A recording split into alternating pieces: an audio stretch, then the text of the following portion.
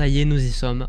La dernière vidéo, représentation de toutes mes figurines pop Marvel Studios de ma collection. Aujourd'hui, je vous présente les 22 restantes uniquement basées sur le film Avengers Endgame. À commencer évidemment par le set de base des figurines pop non contractuelles, c'est comme ça que je les appelle, c'est celles où le logo Endgame n'apparaît pas en dessous du mot Avengers. Exemple concret avec ici la figurine pop de Iron Man, la 449 pour être plus précis Tony Stark, avec la version quantique, et vous le voyez bien, il n'y a pas écrit Endgame en dessous de Avengers. Ce sont des figurines pop qui sont sorties bien avant le film et qui n'avaient pas le design définitif de ces mêmes personnages. C'est pour ça que je les appelle non contractuels. Donc voici la première, évidemment, du set de base. Donc ça rejoint évidemment Black Widow et Hawkeye. Et il y a évidemment les trois autres personnages manquants. Captain America, évidemment, avec la même posture comme je l'ai expliqué que les figurines pop spéciales Infinity Saga. La pop de Thor avec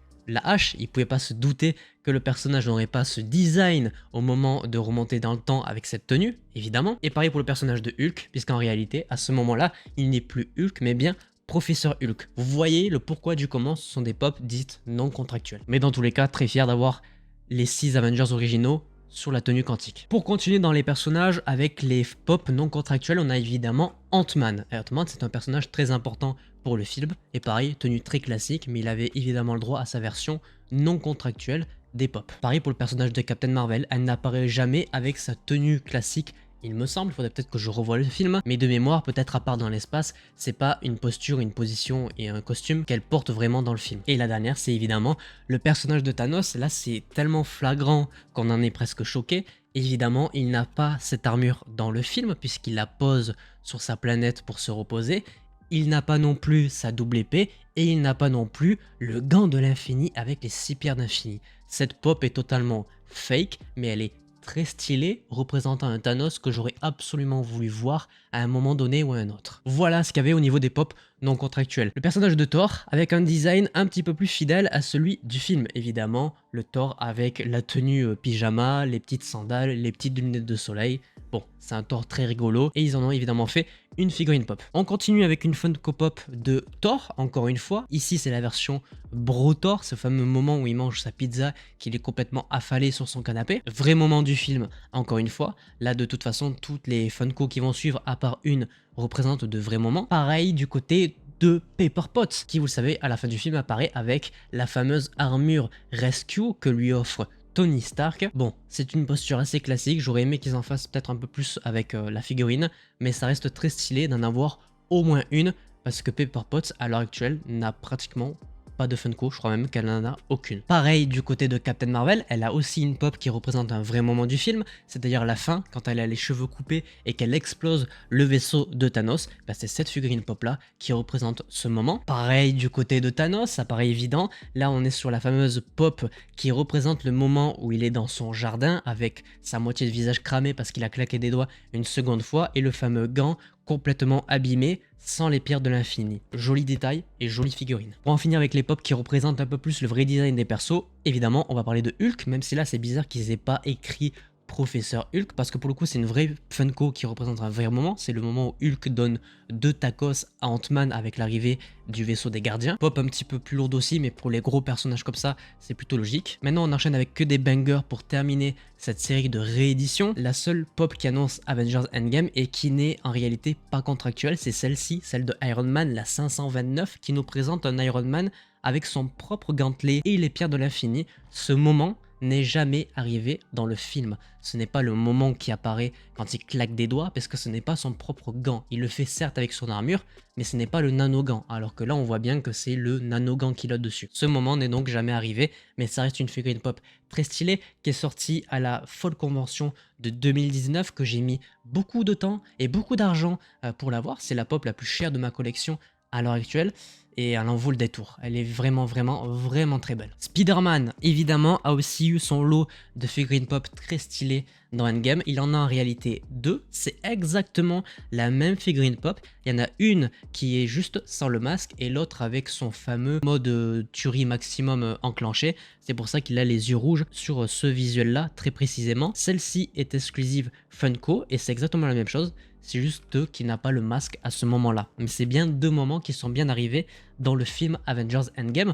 On notera évidemment qu'il a aussi le nanogan comme le montre le dos de l'image. Donc le nanogan avec les 6 pierres d'infini. Un moment très stylé du film que tout le monde se souvient évidemment. Un autre personnage qui a eu un moment badass dans le film, c'est la Scarlet Witch, Wanda Maximoff, avec cette fameuse scène quand elle s'élève face à Thanos pour lui dérouiller sa gueule. C'est l'une des pop que j'ai acheté le plus rapidement quand elle a été annoncée. C'était Popinabox à l'époque qu'il avait annoncé, puisque Popinabox n'existe plus aujourd'hui. Et genre la pop est sortie à 18h, je l'ai acheté à 18h02. J'étais comme un fou, je la voulais absolument. Et je l'ai aujourd'hui dans ma collection. Petit moment émotion du côté de Iron Man et de sa fille Morgan. C'est une Funko qui est très présente dans mon décor mais que j'ai pas forcément beaucoup montré à la caméra. C'est cette fameuse pop qui représente le moment où d'un côté Morgan qui teste le casque de Rescue, donc le casque de Pepper Potts, et de l'autre la version holographique de Iron Man au moment où il est dit je t'aime plus que 3 fois 1000 avant de disparaître. Moment très badass pour le personnage de Thor qui a ses 2 armes légendaires pour se mesurer à Thanos évidemment. Pourquoi je présente celle-ci en premier? Vous allez comprendre très vite pourquoi. Un moment tellement badass que les gens en ont encore aujourd'hui des frissons et je les ai actuellement. Mais évidemment vous me connaissez, on va terminer avec le trio de tête.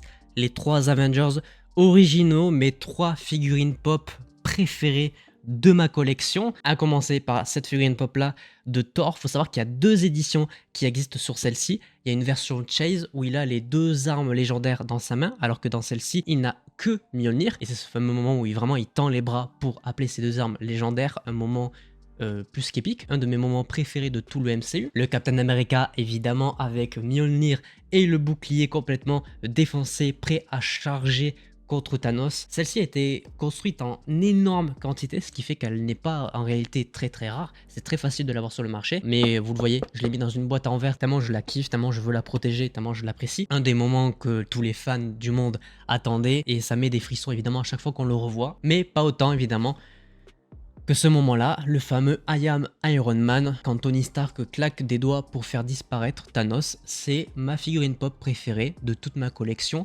depuis que je l'ai. Il faut savoir que je l'ai acheté il y a 4 ans, et encore aujourd'hui, parmi toutes celles qui sont dans ma collection, c'est celle-ci qui est number one dans mon cœur, c'est Iron Man quoi. Et c'est sur ça qu'on termine cette petite rétrospective de toutes les figurines pop Marvel Studios que j'ai dans ma collection. Ça y est, j'ai fini de vous représenter toutes ces figurines. Ça veut dire que la prochaine qui sortira sera une vraie vidéo avec de nouvelles Funko Pop que j'aurai achetées. Et ça va sûrement arriver très vite. Et c'est pour ça que j'ai fait toute cette rétrospective, puisque maintenant je ne prends plus que des figurines pop Marvel Studios. Donc je vous donne évidemment rendez-vous très prochainement pour une nouvelle vidéo figurine pop avec cette fois-ci de l'inédit à 100%. J'espère que cette rétrospective complète vous aura plu. N'hésitez pas à laisser un petit pouce bleu si c'est le cas, à vous abonner, activer la cloche pour ne pas manquer les prochaines vidéos. Et sur ce, évidemment, portez-vous bien.